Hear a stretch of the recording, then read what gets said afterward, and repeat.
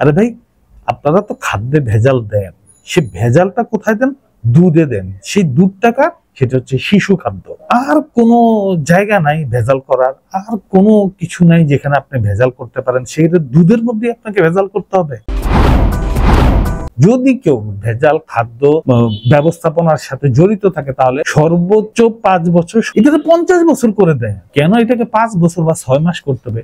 একেবারে যারা খাদ্য ভেজাল করবে তাদেরকে 20 বছর 50 বছর একবারে কারা দেবে যে তুমি খাদ্য ভেজাল করো মানে তুমি লাইফ শেষ। মিলভিটা দুধ, প্রাণ দুধ, এদের কাছ থেকে এখন আমরা তো ভাই নিরাপদ না। সো আমাদেরকে নিজেদেরকে নিরাপদ হইতে হবে, নিজেদেরকে খাওয়া বন্ধ করতে হবে, অল্টারনেট মিল্ক সোর্স বের করতে হবে, আদারওয়াইজ আর কোনো উপায় নেই। নিচে নামতে নামতে মানুষ আর কত নিচে নামবে সেটাই এখন ভাবছি। ভাই কত টাকা হইলে আপনাদের আর টাকার দরকার হবে না? মানে কত টাকা চাইলে বা কত টাকা হইলে বা পাইলে আপনারা এই ধরনের কাজ করবেন? মানুষ তো দুর্নীতি করে একটু জেনে বুঝে শুনে, তারপরের একটা ব্যাপার আছে। আপনারা তো বাংলাদেশে সালমান এফ রহমান না যে আপনারা যা খুশি তা করবেন। সালমান এফ রহমান যেমন টাকার নেশা, আপনাদেরও এত টাকার নেশা কোথা থেকে হইল সেটা শুধুমাত্র আল্লাহ পাকই জানেন। আরে ভাই, আপনারা তো খাদ্যে ভেজাল দেন, সে ভেজালটা কোথায় দেন? দুধে দেন। সেই দুধটাকা সেটা হচ্ছে শিশু খাদ্য। আর কোনো জায়গা নাই ভেজাল করার, আর কোনো কিছু নাই যেখানে আপনি ভেজাল করতে পারেন। সেটা দুধের মধ্যে আপনাকে ভেজাল করতে হবে। অদ্ভুত। এই কয়েকদিন আগে আমরা দেখলাম প্রাণ কোম্পানির, ঢাকার বাইরে একটা জেলায় প্রাণ কোম্পানির একটা হাব, নিজস্ব হাব, ডিস্ট্রিবিউশন হাব না, প্রাণ কোম্পানির নিজস্ব হাবের মধ্যে তাদের ম্যানেজার, তাদের টেকনিশিয়ান মিলে তারা তেল, সাবান, এটা সেটা মিলায়া দুধ তৈরি করতেছে এবং সেইটা মার্কেটে বাজারজাত করার জন্য রেডি করছে। ওই এলাকার জেলা, উপজেলা, ম্যাজিস্ট্রেট সবাই মিলে সেটা আটকিয়েছে এবং সাংবাদিক ইলিয়াস সাহেব সেই ভিডিওটা করেছে এবং সবাই মানুষ জানতে পেরেছে। অনেকদিন আগে বিগত সরকার আমলে একবার হঠাৎ করে বুয়েট থেকে এক টিচার উনি জানালেন যে বাংলাদেশের যে দুধ আছে মার্কেটে, সেই দুধের মধ্যে অ্যান্টিবায়োটিক আছে, এছাড়া আরো ভাইরাস সংক্রান্ত অনেক কিছু আছে। সেই সময় তো অন্য জগতে আমরা ছিলাম, অন্য দেশে আমরা ছিলাম, সেই সময় এই সমস্ত কথার কোনো পাত্তা পেত না। কিন্তু এখন সরকার বা এখন বিচার বিভাগ, এখন ম্যাজিস্ট্রেটরা কেন এই বিষয়টাকে গুরুত্ব দিয়ে দেখছে না?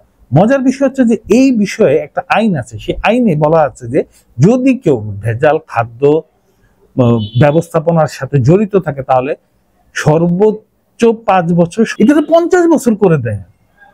কেন এটাকে 5 বছর বা 6 মাস করতে হবে? একেবারে যারা খাদ্য ভেজাল করবে তাদেরকে 20 বছর 50 বছর একবারে কারা দেবে যে তুমি খাদ্য ভেজাল করো মানে তুমি লাইফ শেষ। তাহলেই তো মানুষ এটা নিয়ে সচেতন হবে, তাহলেই তো মানুষ এটা নিয়ে আর এই খাদ্যদ্রব্যে, বিশেষ করে শিশু খাদ্যে আর ভেজাল করবেন। গত সপ্তাহে যখন প্রাণ নিয়ে নিউজ করা হলো এবং আমরা সবাই মিলে যখন প্রাণের নিউজটা জনসম্মুখে আরো বেশি যাতে প্রচার হয় সেটা নিয়ে ভিডিও বানাইলাম, ঠিক তখন গতকালকে রাতে আরেক নিউজ পেলাম যে সেটা হচ্ছে মিলভিটা দুধের মধ্যেও ভেজাল। এবং সেই ভেজাল কারা করছে?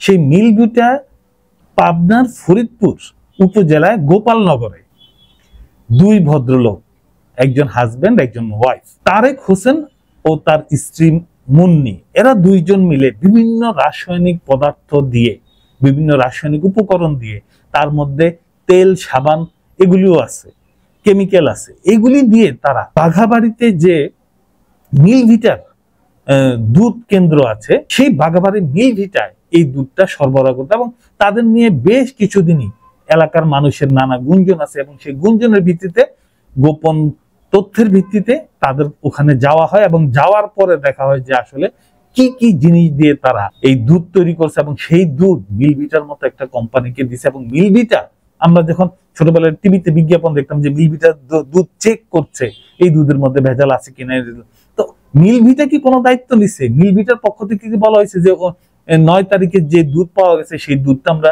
ফ্রিজ করতেছি বা ভেজাল ছিল ওই দুধটা আমরা ফেলে দিচ্ছি? কিছুই তো হচ্ছে না। রাষ্ট্রের তো এই যে মিলভিটা, রাষ্ট্রের তো রেখা লাভ কি?